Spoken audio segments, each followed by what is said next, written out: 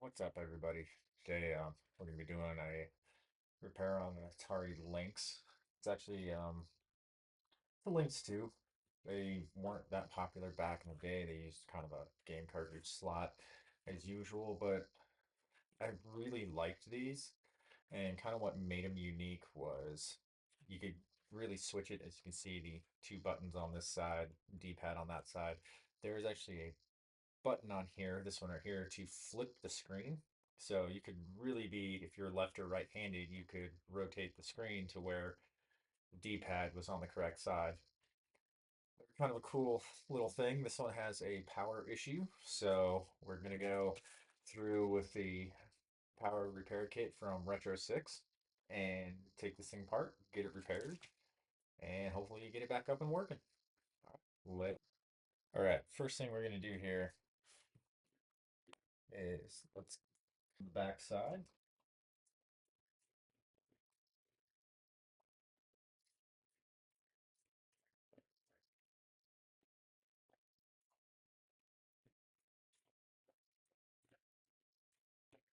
Should really say it's the five screws on the back side because there's actually one down in the battery compartment as well.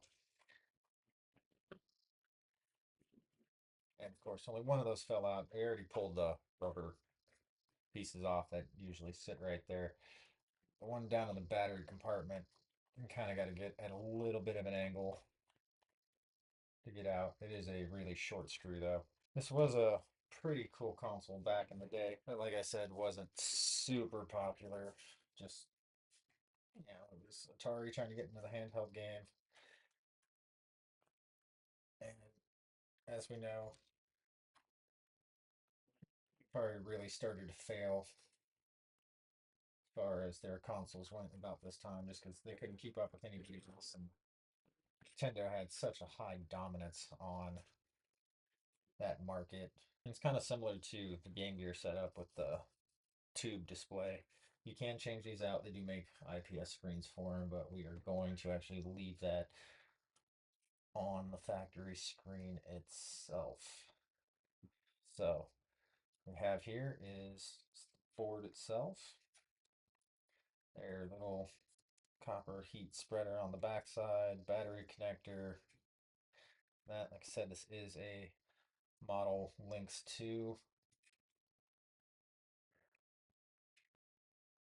And we're just doing a power kit on this right now. We might come back later and do a recap on it. Anyways, let's take a look and see what we have. Nice thing about the Retro 6 kits is if you have a Lynx 1 or a Lynx 2, it literally tells you what part on the board and where that goes. Q12, U6 is our Q7 and 8. D12, D9, 10, and 11, and D13 and R74. Anyways, what we're going to do is just go ahead and I'm going to grab my microscope. I actually finally got one of those just to make it a little bit easier for you guys to be able to see what we're doing. I usually don't work with them at all. I've always done everything like free-handed, even though the fact that I have double vision. And I've done fairly well even on doing resistors on the Nintendo Switches and that. Let me pull that out. We'll get that set up so you can see a little bit better of what I am doing here. All right, first thing we're going to be replacing is that Q12 right there. So a little bit flux on there and hit it with some hot air and get that off. Now this one doesn't typically go bad that often.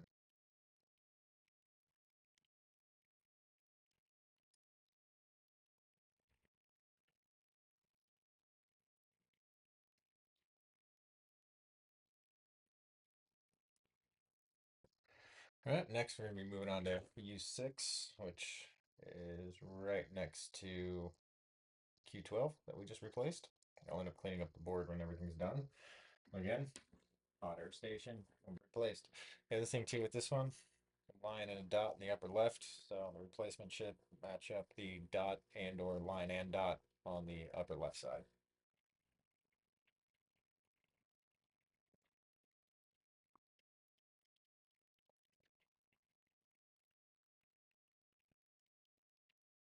let's move on to the next one.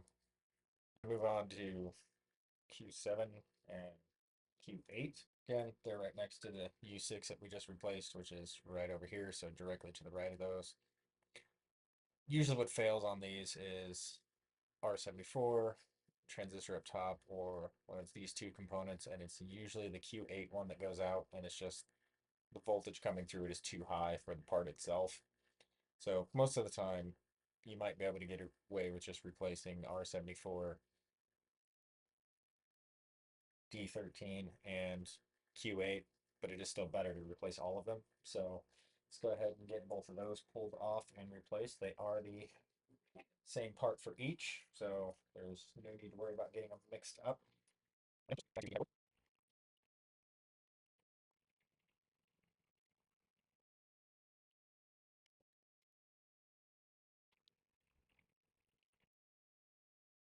I'm going to pull off D13 and R74, and we'll get those replaced. Pause real quick before we replace this one, just because there is another step with it that is kind of important, or the entire thing will not work if it is installed wrong.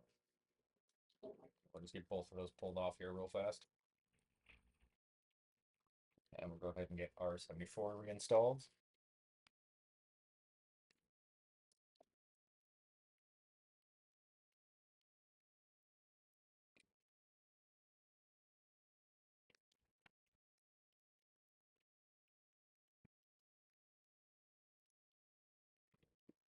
All right, going to install the center diode. And so looking at here is you want to make sure you install it the right way, just because they're in polarity. And on this particular board, this is the negative side, one closest to the R74 resistor. So on the diode itself, or at least this particular diode that they send in their kit, it is that blue line is the negative side. So we want to line that blue line up on the negative side. Now, if you have a different kit or something like that, that may be different. So always test your diodes to figure out which side is positive and which side is negative.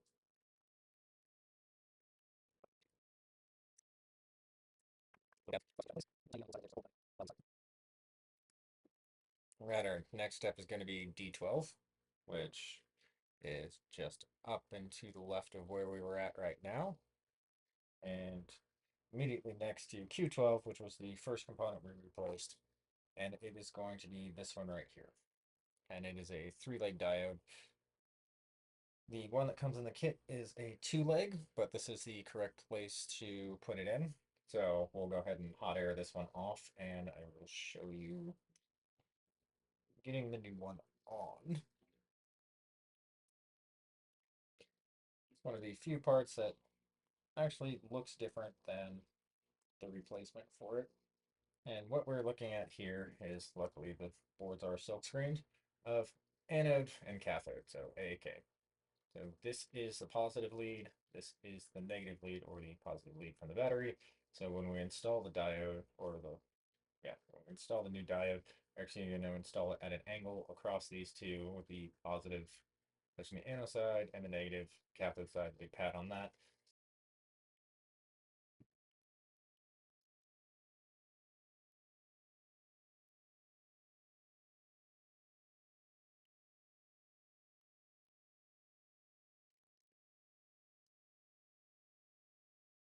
And there they are. Those are those lines I was talking about on the top.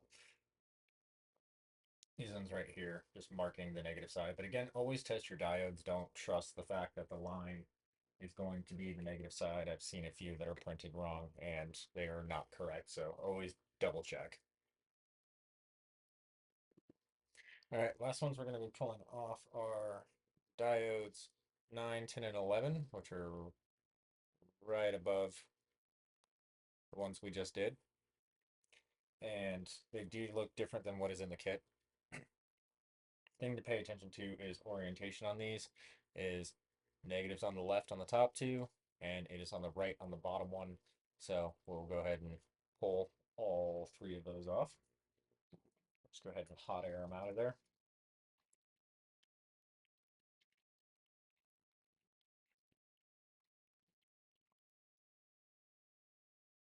And I'm just going to actually reinstall these with the soldering iron, just because I don't want to melt the wheel. Not that I think I will, but I just don't want to take that possibility of it happening. Plus, these are kind of small and light. These particular diodes, they have the lines on the top. So the two lines up here do mark the negative side. And these are a little bit of a tight fit for getting proper placement because they are barely the same size. Do is we'll get the top one lined up.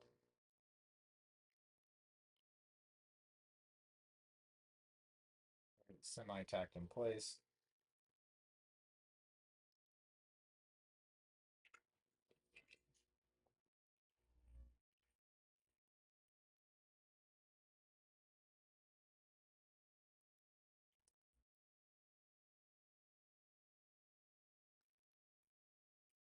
All right, that should be done. I'll get the board cleaned up, our flux residue off, and start getting this thing put back together.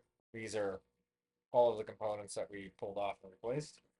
Grab our top shell here.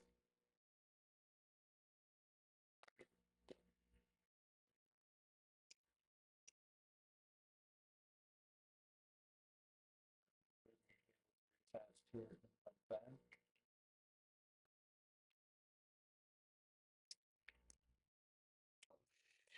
I wish that was a little easier to show, but that is actually kind of awkward to take apart.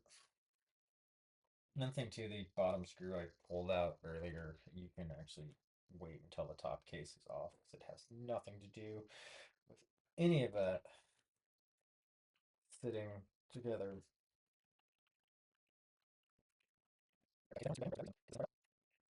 I wouldn't normally put the rubber casing back on the backside, but honestly, I said most likely going to end up changing out the screen in this. All right, got our batteries in and a game in because the Lynx will not actually turn on if there's not a game inside of it.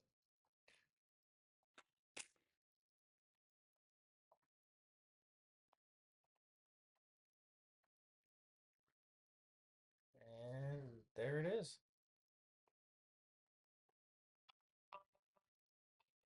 And I swear this console has like the worst viewing angles.